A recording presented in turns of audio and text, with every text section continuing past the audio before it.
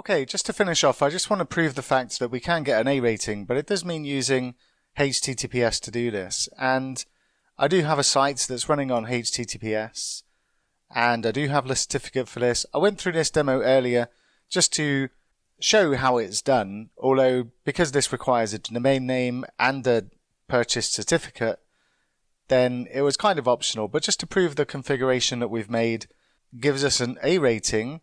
And I just want to go through the Apache configuration in this case to achieve the things we need to do. Now, inside the application itself, earlier on we looked at something called HSTS that we turned off, and this is the strict transport security header, which forces all of our requests to be made using HTTPS and not HTTP. And I've left this turned off because our Kestrel server, which is the configuration inside there, this doesn't make any difference when we're serving our content on Apache, because Apache needs to send the header in this particular case. So nothing has changed in terms of my startup configuration.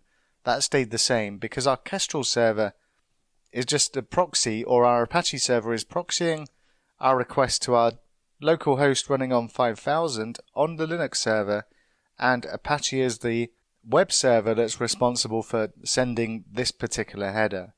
So I'm just going to go back to the Linux configuration, and I just want to show you what I've done here. And all I've done is I've enabled the Apache module for headers and restarted Apache, and then I've just made a change to my configuration. And if I just take a look at this configuration, all I've done inside here is set the header to always set strict transport security, and the maximum age here is a year, which is just the recommended value from SecurityHeaders, and also include subdomains as another recommendation as well. And if I go and take a look and once again test the security rating for this particular site, and I'll just paste this in here, and if I click scan, what we should find now is that we get an A rating on this based on our configuration really, and all of our headers that we've sent back, particularly this content security policy. This is the main one that prevents any nasty stuff being run when a user's browsing to our site, because it's only going to make the stuff available that we've whitelisted inside here. But of course, if we're sending user credentials or asking for user credentials, then it is important to run the site on HTTPS.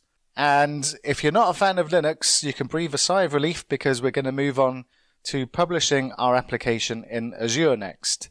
And we'll take a look at that next.